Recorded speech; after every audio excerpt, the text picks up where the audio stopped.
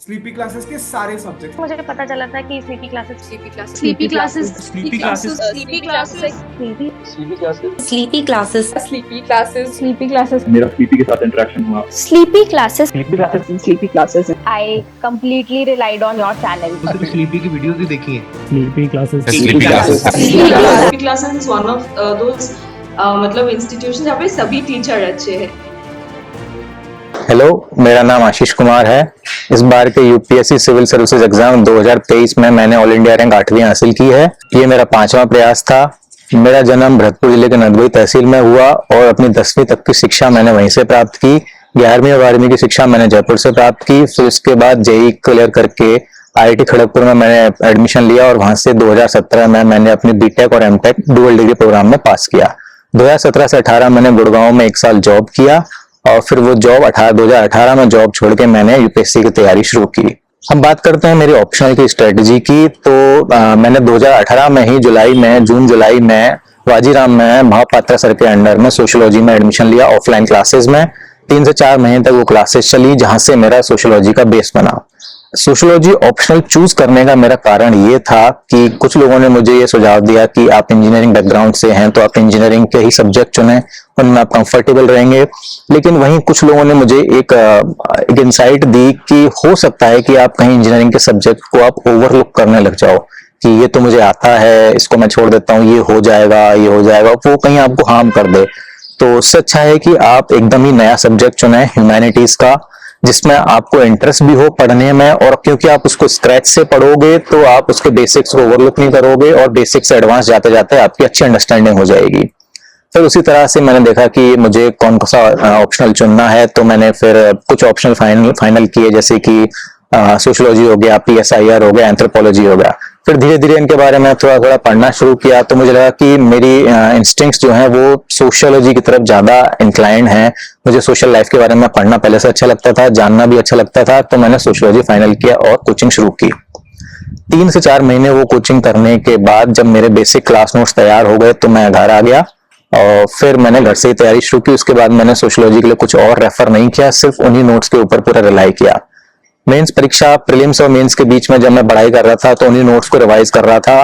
तो लेकिन उस दौरान क्योंकि ये मेरा पहला मेंस था, पहला प्रयास था, तो समय कम था, मैं आंसर राइटिंग नहीं कर पाया था सोशियोलॉजी की। बिल्कुल ही ऐसा हुआ था कि मैंने डायरेक्ट एग्जाम में जाके ही सोशियोलॉजी का पहला उत्तर लिखा।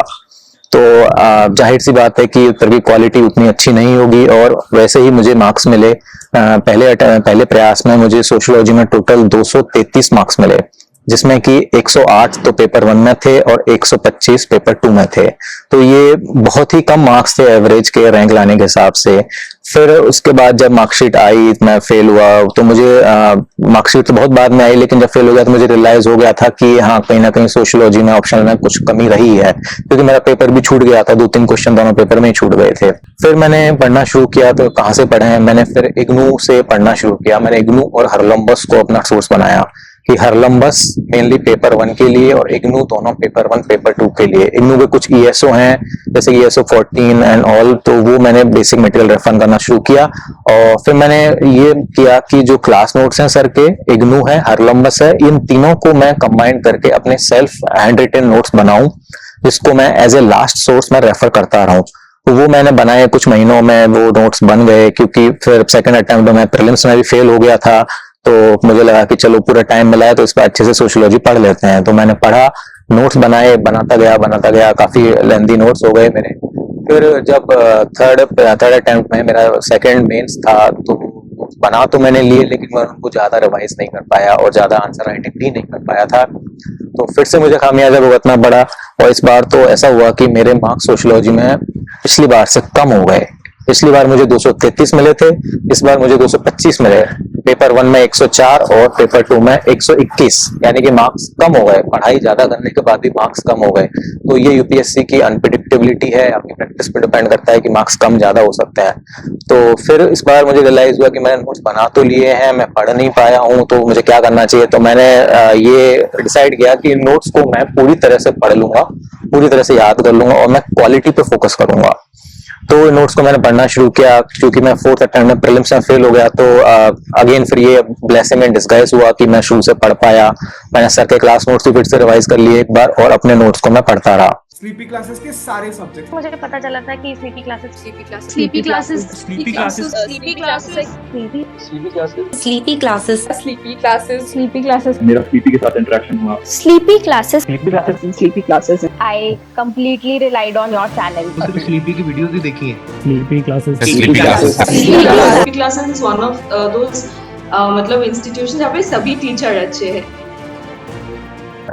फिल्म से मेंस आते हैं, उससे पहले भी जब मुझे रियलाइज हो कि मुझे कुछ और करना चाहिए, मैं नहीं कर पा रहा हूँ, उतने अच्छे मेरे उत्तर नहीं हो पा रहे हैं। जो आंसर राइटिंग थी ऑप्शनल की, सोशियोलॉजी की, मैंने जनरली पीवाईक्यू से ही की। मैं पीवाई क्वेश्चन उठाता और वो लिखता था। तो मुझे रियलाइज हुआ कि अभी इतनी क्वालिटी आंसर्स में नहीं आ रही है, तो फिर मैंने पेपर 1 के लिए, क्योंकि पेपर 1 मेरा हमेशा से वीक रहता था, 108 और 104 मुझे मिले थे, तो मैंने कहा कि मुझे रिट्जर पढ़ने चाहिए, क्योंकि रिट्जर का नाम बहुत है पेपर 1 के लिए स्पेशली। तो मैंने पेपर 1 के लिए रिट्जर उठाई।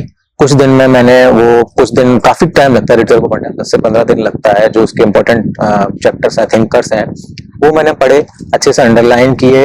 अंडरलाइन को मैं हमेशा कहता हूँ, हाईलाइट और अंडरलाइन जो हमेशा ही मेरी स्टडीज का, मेरे प्रिपरेशन का पार्ट रहा है। और इसमें से जो भी मुझे बहुत ही इंपॉर्टेंट लगता गया, वो मैं अपने नोट्स में ऑगमेंट करता चला गया। नोट्स में मैं साइड नोट्स या फिर पेपर ऐड करके A4 शीट्स में मैं वो लगा देता, और वो मेरे नोट्स कंप्लीट हो गए। तो रिट्जर एक इंपॉर्टेंट पार्ट रहा पेपर 1 में। तो इस बार फिर मैंने आंसर राइटिंग शुरू की, तो मैंने फिर ऐसा नहीं किया कि मैं पूरा पेपर लिखूं 3 घंटे में, वो कभी चैलेंज रहा नहीं मेरे लिए पेपर पूरा करना। तो मैंने क्या किया, मैं एक क्वेश्चन लेता हूँ, 1 या 4-5 क्वेश्चन मैं लेता हूँ, उनको मैं लिखूंगा और मैं सेल्फ इवेल्युएट करूंगा। मैं खुद देखूंगा कि मेरे आंसर से मैं सेटिस्फाइड हूं या नहीं। और एक तरीका था जो जीएस में भी और ऑप्शनल में भी आंसर में जो मैंने अपनाया, वो ये था कि सपोज आपके पास एक क्वेश्चन है, आप उस क्वेश्चन का आंसर लिखते हैं, आप लिख देते हैं, ठीक है। अब आप एक काम करिए कि आप वो क्वेश्चन छुपा दीजिए, क्वेश्चन को हाइड कर दीजिए और खुद आंसर दोबारा पढ़िए। अब आंसर पढ़िए और ये डिसाइड कीजिए कि इस आंसर का अगर मुझे क्वेश्चन फ्रेम करना रहेगा तो मैं क्या क्वेश्चन फ्रेम करूंगा। फिर देखिए वो क्वेश्चन एक्चुअल क्वेश्चन से मैच होता है नहीं। तो ऐसा ही मैं करता था कि मैं अपने किसी दोस्त को वो क्वेश्चन हटा के सिर्फ आंसर भेज देता था कि whether you are able to guess the question और not. If they can guess the question right, then definitely the answer is up to the demand of the question. So ये मेरी स्ट्रेटजी रही, GS में भी रही और optional में भी रही, जिसको मैं मानता हूँ कि ये बहुत काम किया, क्योंकि क्वांटिटी पे ज्यादा फोकस नहीं रहा, क्वालिटी पे रहा। तो क्वालिटी में यही स्ट्रेटजी रही कि मैं इंडिविजुअल क्वेश्चन लिखूं, उसको एनालाइज करूं और उसको भी मैं टाइम करूं कि मैं एक क्वेश्चन 7 से 8 मिनट में कंप्लीट कर पा रहा हूं कि नहीं 10 मार्क का। तो इस बार भी मैंने प्रीलिम्स से मेंस के बीच में ज्यादा आंसर राइटिंग नहीं की। टेस्ट सीरीज में कभी कभार ज्वाइन कर लेता था, लेकिन मैं कभी क्या पेपर लिख भी नहीं पाया, सबमिट भी नहीं कर पाया, तो उसका कोई रिलेवेंस है नहीं। सेल्फ जो पीवाईक्यू जो मैंने लिखे हैं, सिर्फ वही मैंने वैल्यूएट किए हैं और उनका ही रोल रहा है इसमें। फिर से मैं कहूंगा कि ऑप्शनल में पीवाईक्यू का बहुत रोल है। आप कोई भी चैप्टर पढ़ें, उसके पीवाईक्यू देखें और उनको ब्रेनस्टॉर्म करें। आप डायरेक्ट ऐसा ना करें कि आप लिखने की तरफ भागें, कि आपने एक चैप्टर पढ़ा, जीएस हो या ऑप्शनल हो, आपने एक चैप्टर पढ़ा, क्वेश्चन देखा, फटाफट लिखने की तरफ भागें, नहीं, ऐसा ना करें। मेरी पर्सनल ओपिनियन ये है कि आप चैप्टर पढ़ने के बाद पीवाईक्यू देखें और सोचें कि ये क्वेश्चन मैं क्या अच्छा कर सकता हूँ, मैं क्या लिख सकता हूँ, क्या मेरा इसमें इंट्रो रहेगा, क्या वो रहेगा, और बॉडी और कंक्लूजन सोचें। कुछ क्वेश्चन सोचें पहले, 8-10 क्वेश्चन, फिर उसके बाद कहीं 1-2 क्वेश्चन लिखने की कोशिश करें, फिर देखें कि हाँ जो मैंने सोचा था मैं वो लिख पा रहा हूँ कि नहीं। क्योंकि कभी कभार ये होता है, हम सोच तो लेते हैं हम ये लिखेंगे वो लिखेंगे, लेकिन जब उसको लिखने बैठते हैं तो वो नहीं आ पाता है पेपर पे। वो बहुत जरूरी है कि जो हमने सोचा वो आता है कि नहीं। तो पहले सोचें, ब्रेनस्टॉर्म करें, उसके बाद लिखें। और तो इस बार के जब मेंस के मार्क्स जब आ गए हैं, तो सोशियोलॉजी में मैंने देखा कि पेपर 1 जो मेरा वीकेस्ट हुआ करता था 108 और 104, उसमें मुझे इस बार 155 नंबर मिले हैं, जो काफी इंप्रूवमेंट है। 50-51 मार्क्स का इंप्रूवमेंट मैंने किया है। तो मैं मानता हूं कि रिट्जर और हर्लम्बस का इसमें बहुत ज्यादा कंट्रीब्यूशन रहा है। उनसे जो एकदम ही जो की टर्म्स मिलते हैं, जो कीवर्ड्स होते हैं, वो वहां से मिले, वो मैंने एग्जाम में बहुत यूज की हैं। कीवर्ड्स हैं, फ्रेजेस हैं by authors and thinkers, some statements, they have to be used. And one more thing, in the second paper my score was always 125 and 121, so this time it increased to 140, although it did not increase much, so maybe there was some scope left to be studied, but I think that does not matter now.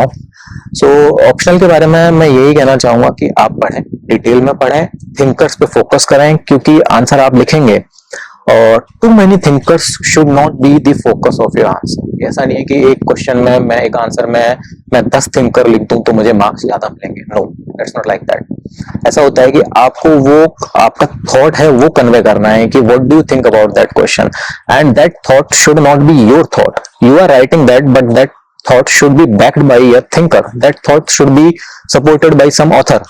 तो इसलिए उस author का use करें। तो main focus होना चाहिए answer पे कि मुझे क्या लिखना है, कैसे डिमांड एड्रेस करनी है, फिर उसके बाद उसको हमें सपोर्ट करना है किसी थिंकर से। बिना सपोर्ट के वो आपका थॉट हो जाएगा, आपको मार्क्स तो मिलेंगे उसमें, बट हो सकता है उतने ना मिले जितना आप थिंकर लिखते तो मिलते। थिंकर्स बहुत जरूरी है। तो इस बार मेरे सोशियोलॉजी में 295 नंबर आए हैं, जो एवरेज से ऊपर हैं, और मैं मानता हूं कि ये जो मेरे प्राइमरी सोर्सेज रहे, जैसे कि क्लास नोट्स, हरलंबस, रिट्जर और इग्नू। पेपर 2 के लिए मैं फिर से कहूंगा, पेपर 2 के लिए मैंने क्लास नोट्स और इग्नू, सिर्फ यही मेरे 2 सोर्सेज रहे पेपर 2 के लिए। पेपर 1 के लिए क्लास नोट्स, इग्नू, हरलंबस और रिट्जर। इन सबसे जो मैंने हैंड रिटन नोट्स बनाए थे पेपर 1 पेपर 2 दोनों के लिए, वो मैंने पढ़े हैं और आंसर लिखे हैं। तो ये थी मेरी ऑप्शनल की स्ट्रेटजी, जो मैं मानता हूं मेरे को बहुत मदद करी है और इस स्कोर तक मैं पहुंच पाया हूं। जो इंप्रूवमेंट मेरा हुआ है, 70 मार्क्स का इंप्रूवमेंट हुआ है, 225 से 295, वो इसी स्ट्रेटजी की वजह से हो पाया है। Again, quality over quantity any day should be the focus of your preparation, and that will help you in the long term. और ये थी मेरी ऑप्शनल की स्ट्रेटजी।